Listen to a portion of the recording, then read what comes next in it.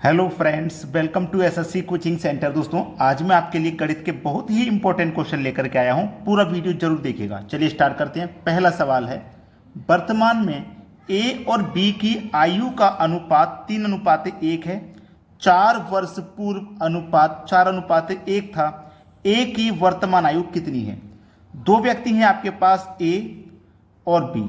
ठीक है, इनका वर्तमान, यानी कि वर्तमान का मतलब होता है प्रेजेंट। ठीक है, वर्तमान का मतलब प्रेजेंट। आपको एक चीज हमेशा मैं नोट कराता हूं, जब भी आयु से संबंधित क्वेश्चन कराता हूं, कि जब पूर्व कहे वो तो प्रेजेंट से आप ऊपर की तरफ जाएंगे, और बाद कहे तो प्रेजेंट से नीचे की तरफ आना है। ऊपर का मतलब हो जाएगा पूर्व, यानी कि पहले का। नीचे का मतलब हो जाएगा बाद। ठीक है, चलिए, उसने हमसे बोला है वर्तमान में ए और बी की आयु का अनुपात 3:1 था। कितना था वर्तमान में? वर्तमान यानी कि प्रेजेंट में 3:1 था। 4 वर्ष पूर्व अनुपात 4:1 था, यानी कि प्रेजेंट से पूर्व बोला है। कितना? 4 वर्ष पूर्व, यानी कि 4 वर्ष पहले कितना था? 4:1 था। 4 वर्ष पहले ए की वर्तमान आयु कितनी है, ये कहा गया। कभी भी ऐसा सवाल रहे तो नीचे वाले अनुपात का अंतर करना। 3 और 1 का अंतर आ जाएगा 2। ठीक है, यहां तक किसी को कोई दिक्कत नहीं, अंतर आ गया 2। अब करना है क्रॉस मल्टीप्लाई। ऐसे 1 का मल्टीप्लाई 4 से करेंगे 4 ही रहेगा, 3 का मल्टीप्लाई 1 से करेंगे 3 हो जाएगा, तो 4 और 3 का अंतर 1 आ जाएगा। इसे बटे में रखना है। नीचे वाले संख्याओं का अनुपात लिखना है। यहाँ पे नीचे वाली जो भी अनुपात है उनका अंतर लिखना है, फिर क्रॉस मल्टीप्लाई करना है। 1 का 4 से मल्टीप्लाई करेंगे 4 रहेगा, 3 का 1 से करेंगे 3, और 4 और 3 का अंतर 1 आ जाएगा। और गुना कर देना है जितने वर्ष पहले बोला है उतने से। यहां तक किसी को कोई दिक्कत नहीं। अब 1 से 2 को कटाएंगे, 2 बार में कटेगा, और 2 चौके कितना हो जाएगा? 8। 2 चौकू कितना हो गया? 8। उसने बोला है ए की वर्तमान आयु कितनी है। ए की वर्तमान आयु, ए का प्रेजेंट की आयु पूछा है, लेकिन प्रेजेंट का जो भी रेशियो आपके पास हो उससे मल्टीप्लाई मत कर देना, गलत हो जाएगा। ठीक है, अगर मैं 8 का मल्टीप्लाई 3 से कर दूंगा तो 8 त्रिक का 24 हो गया, और ऑप्शन में तो 24 है नहीं। इसीलिए मैं कह रहा हूं कभी भी जिस समय का पूछे, प्रेजेंट का पूछे, प्रेजेंट के अनुपात से मल्टीप्लाई मत करना। पहले का पूछे, पहले के अनुपात से मल्टीप्लाई मत करना। बाद का पूछे तो बाद के अनुपात से मल्टीप्लाई कभी मत करना। हमें क्या करना है? प्रेजेंट का पूछ रहा है तो प्रेजेंट को छोड़ करके दूसरा अनुपात कब का है? 4 वर्ष पहले का, तो इससे मल्टीप्लाई कर दो। 8 का मल्टीप्लाई 4 से करूंगा, 8 चौक कितना हो जाएगा? 32। यानी कि ए की 4 वर्ष पहले की आयु 32 हो गई। अब मुझे वर्तमान में पूछा है तो मैं क्या करूंगा? 4 वर्ष जोड़ के वर्तमान में आऊंगा, क्योंकि 4 वर्ष पहले की 32 है। 4 जोड़ के वर्तमान में आ जाऊंगा तो कितनी हो जाएगी? 36। ए की वर्तमान आयु 36 हो जाएगी। सी ऑप्शन सवाल का बिल्कुल सही जवाब है। सभी को अच्छे से कॉन्सेप्ट क्लियर हो गया। अब देखते हैं अगला सवाल। अगला प्रश्न है, एक मिश्रण में दूध और पानी का अनुपात 5:1 है। 5 लीटर पानी मिलाने पर दूध और पानी का अनुपात 5:2 हो जाता है। मिश्रण में दूध की मात्रा कितनी है? एक तो है मिल्क, यानी कि दूध, दूसरा है वाटर। यही तो है, इनका अनुपात है 5:1।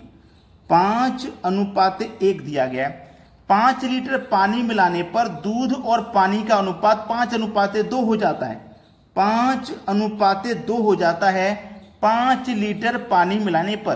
तो पहले वाले मिश्रण में दूध कितना? भाई दूध की मात्रा पूछा है। देखो, दूध तो पहले भी 5 था, बाद में भी 5 है, अनुपात में 5-5 है, तो इसमें कोई बढ़ाई नहीं हुई, ना कम हुआ ना ज्यादा हुआ। पहले वाटर 1 था, बढ़कर के 2 हो गया। पहले कितना था? पानी 1 था, बढ़कर के 2 हो गया। तो देखिएगा यहां पे सीधा सीधा सवाल आपको क्या कहना चाह रहा है कि हम पानी को अनुपात में कितना बढ़ा रहे हैं? 1। हम अनुपात में पानी को 1 बढ़ा रहे हैं और रियल में बढ़ा रहे हैं 5 लीटर। तो 1 अनुपात की वैल्यू 5 लीटर हो जाएगी। जब 1 अनुपात की वैल्यू 5 लीटर तो 5 अनुपात की वैल्यू 25। आपसे पूछा दूध की मात्रा कितनी है? दूध की मात्रा हो जाएगी 25 लीटर। पहला ऑप्शन सही जवाब है। उम्मीद करता हूं सभी को कॉन्सेप्ट अच्छे से क्लियर हो गया।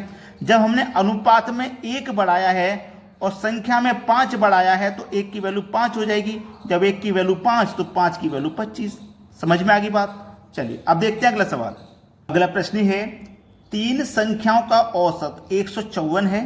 पहली संख्या दूसरी से दोगुनी है और दूसरी संख्या तीसरी से दोगुनी है। पहली संख्या क्या है? देखिएगा, ये पहली संख्या हो गई, ये दूसरी संख्या हो गई और ये तीसरी संख्या हो गई। उसने बोला है कि दूसरी संख्या तीसरी से दोगुनी है। जो दूसरी संख्या है वो तीसरी से दोगुनी है। अगर तीसरी एक होगी तो दूसरी दोगुनी है, 2 हो जाएगी। और पहली संख्या दूसरी से दोगुनी है। जो पहली संख्या है वो दूसरी से दोगुनी है, तो दूसरी का 2 गुना 4 हो जाएगा। ठीक है, ये मैंने यहाँ पे संख्याओं का अनुपात पता कर लिया। हमसे बोला 3 संख्याओं का औसत 154 है। 3 संख्याओं का औसत 154 है। याद रखना मेरी बात को, ये संख्या है, ये औसत है। तो संख्या का मल्टीप्लाई औसत में करेंगे तो हमेशा आपको योग प्राप्त होगा। तो 3 का मल्टीप्लाई 154 से कर दो। 3 चौके 12 का 2 कैरी का 1, 3 पंजे 15 कैरी का 1 16, फिर से कैरी का 1, 3 एकम 3 और कैरी का 1 4, ये हो गया 462 योग। अब आपके पास योग कितना है? 462। जब आपके पास योग मालूम हो गया तीनों संख्याओं का, तो तीनों संख्या के अनुपात का भी योग कर लो। 4 और 2 6 और 1 7।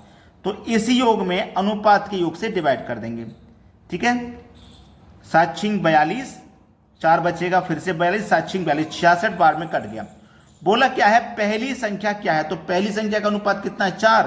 तो 66 का मल्टीप्लाई पहली संख्या के अनुपात से कर दो। 4 6 24 का 4 कैरी का 2, 4 6 24 और 2 26, कितना हो जाएगा? 264 हो जाएगी पहली संख्या। पहला ऑप्शन सवाल का सही जवाब है। अब देखते हैं अगला सवाल। अगला प्रश्न है, किसी वस्तु के मूल्य में R% की वृद्धि की गई, बाद में बढ़े हुए मूल्य में R% की कमी की गई। यदि वस्तु का अंतिम मूल्य 1 रुपया हो तो आरंभ का मूल्य क्या था? देखिएगा, वस्तु का जो भी मूल्य है उसमें R% की वृद्धि की गई है। हमें नहीं पता वस्तु का मूल्य कितना था, हम उसे 100 मान लेंगे। R% की वृद्धि की गई है, यानी कि जोड़ा गया है R%, और परसेंट का मतलब आप जानते हैं बटे में 100 होता है। ठीक है, चलिए, बाद में क्या किया गया है? R% की कमी की गई है। तो जो भी मूल्य होगा उसमें से हम क्या करेंगे? R% की कमी करेंगे। परसेंट का मतलब क्या हो जाएगा? बटे में 100 हो जाएगा। इतना क्लियर है सभी को? बटे में 100 हो जाएगा। अब इसका अंतिम मूल्य कितना है? 1 रुपया है। इसका अंतिम मूल्य कितना है? 1 रुपया है।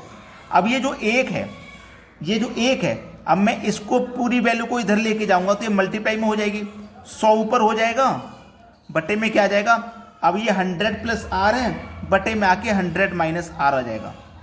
ठीक है, इनटू ये 100 माइनस R नीचे आके 100 प्लस R हो जाएगा। ये 100 चला जाएगा ऊपर, और ये 100 माइनस R नीचे आके 100 प्लस R हो गया।